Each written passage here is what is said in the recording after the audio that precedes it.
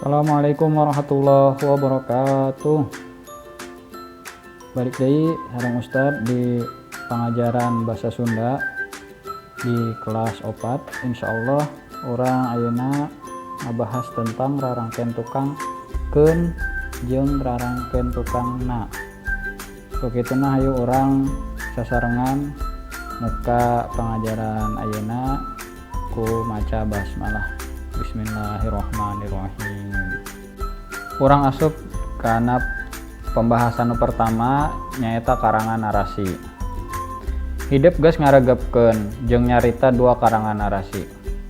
Nah, kamu sudah memperhatikan dan membaca dua karangan narasi. Duanana nyaritakeun kejadian anu beda. Keduanya menceritakan kejadian yang berbeda.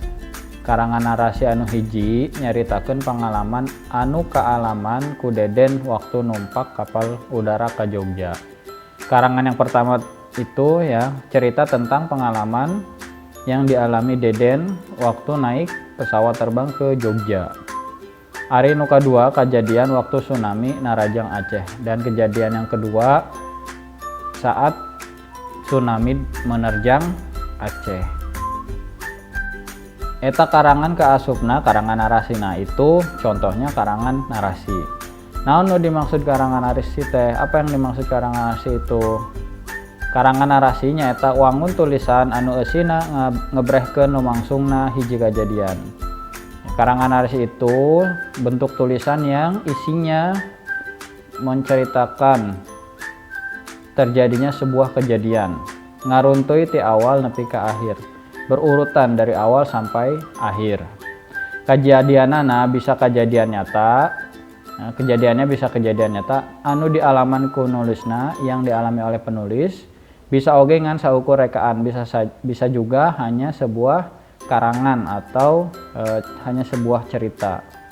Dina karangan narasi teh aya kejadian, tokoh, tempat, waktu jeung jalan cerita.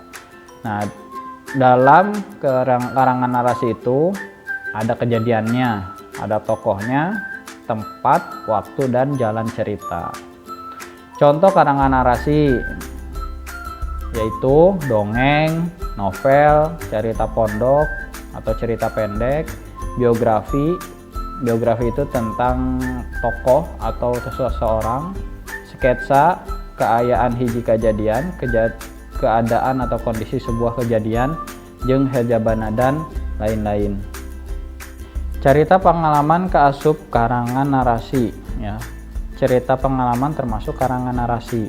Komo pengalaman langsung nu karandapan ku nu ngarang nama. Apalagi pengalaman langsung yang dialami oleh pengarangnya atau penulisnya. Sabab pasti nyaritakeunana teh bakal ngaruntuy ti mimiti nepi ka panutup. Sebab pasti menceritakannya itu akan berurutan tuh dari awal sampai ke penutup. Pembahasan nu kadua nyaeta tanda baca. Tanda baca teh rupa-rupa. Tanda baca itu bermacam-macam. Tangtu geus loba tanda baca anu dipikanyaho ku hideuk. Tentu sudah banyak tanda baca yang sudah kamu ketahui.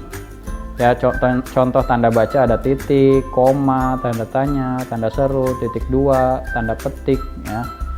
Supaya leuwih leuleuh mahamna, supaya lebih dalam memahaminya, ieu dihandap bakal diguar ngeunaan tanda baca panyeluk. Ya, di bawah ini akan dibahas tentang tanda baca panyeluk. Tanda baca panyeluk itu tanda seru ya. Perhatikan contoh di handap. Perhatikan contoh di bawah ini. Ada dua kalimat. Kalimat yang pertama, enya geus tepi. Iya, sudah sampai. Kalimat kedua, bener. Nya ieu Jogja teh. Betul. Ini Jogja. Prak baca heula contoh di luhur, rarasakeun intonasina. Bisa diikuti atau diulang oleh kalian. Coba diulang seperti contoh tadi yang Ustadz bacakan. Kalimat anu tanda baca panyeluk disebut kalimat panyeluk.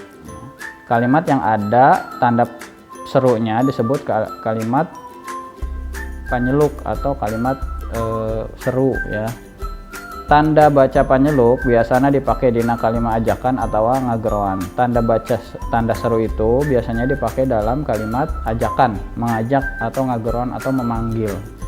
Biasana intonasina rada naik. Nah, tapi dengan intonasi yang agak naik. Kumaha cara ngabedakan intonasina? Bagaimana membedakan intonasinya? Sok cobaan omongkeun kalimah di handap ieu tuluy bandingkeun.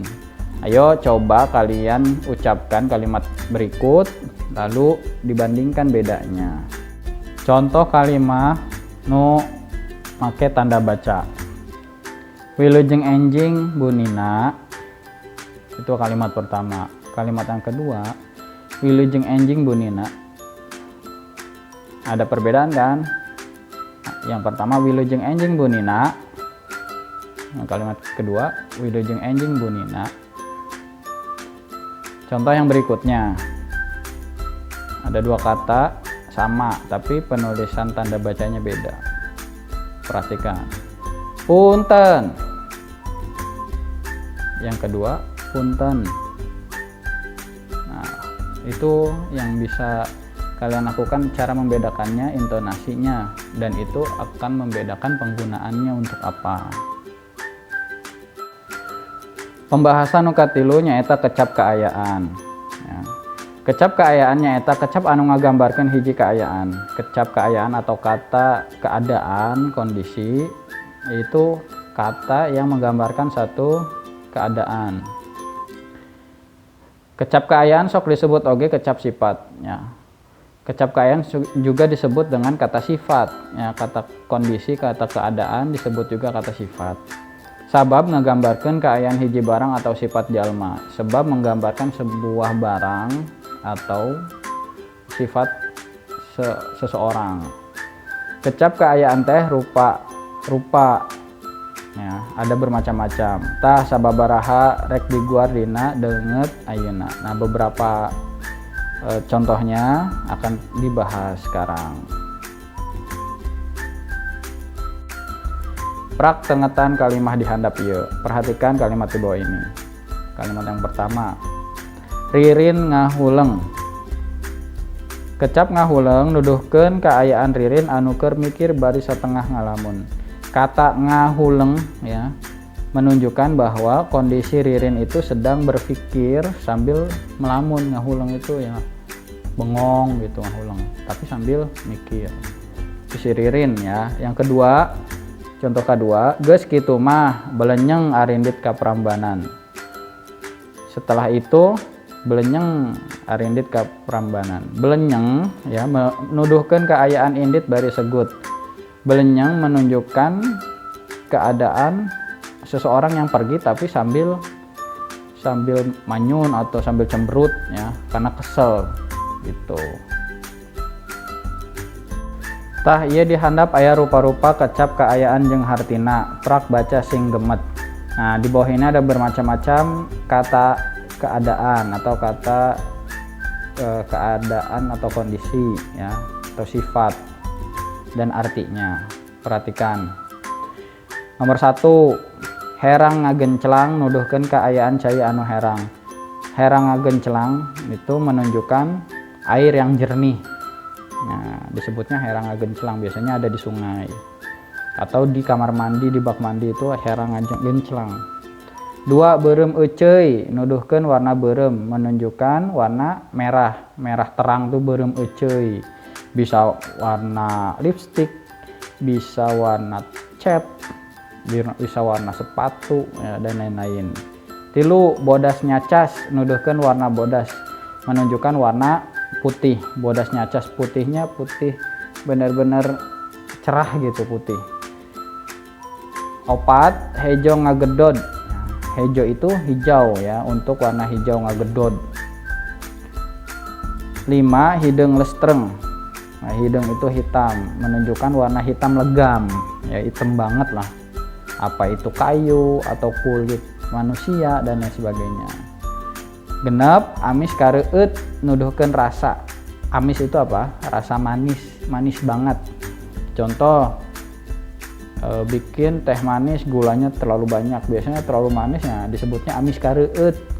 Atau buah-buahan manis sangat matang, jadi amis kareueut disebutnya.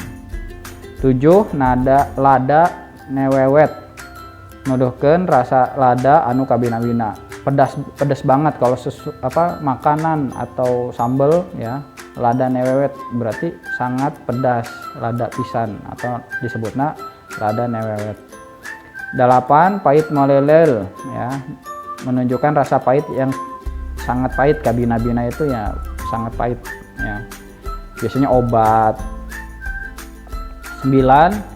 Panas nereptep, menunjukkan rasa panas, biasanya menunjukkan sifat panas, misal badan yang demam ya, sakit demam biasanya panas. Nah, panas nereptep, atau juga panas air yang baru mendidih gitu. 10. Poek mongkleng ya, keadaan poek itu gelap gulita, biasanya di malam hari nggak ada pencahayaan lampu, biasanya di kebun, di hutan, atau saat mati lampu, disebutnya poek mongkleng. 11. Bangir, nuduhkeun kaayaan irung anu mancung ya, bangir itu untuk sebutan orang yang hidungnya mancung. 12. Bolotot ya, menuduhkeun kaayaan panon jelema anu gede ya, mata yang besar, belok ya kalau dalam bahasa Indonesia belok. Nah, disebutnya bolotot dalam bahasa Sunda.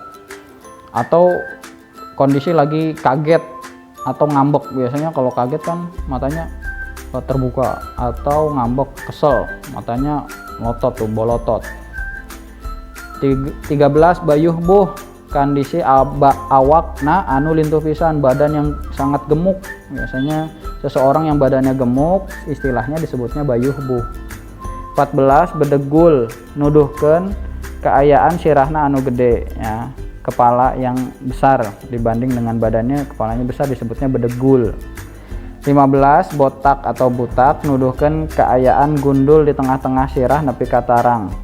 Jadi botak itu untuk sebutan orang yang kepalanya gundul dari tengah ke jidat, ke tarang itu ke jidat. Nah, itu disebutnya botak. Tapi di sampingnya masih ada rambut gitu. 16. Cadel. Nah, kalian tahu cadel mah ya, orang yang nggak bisa dengan jelas nyebut huruf R.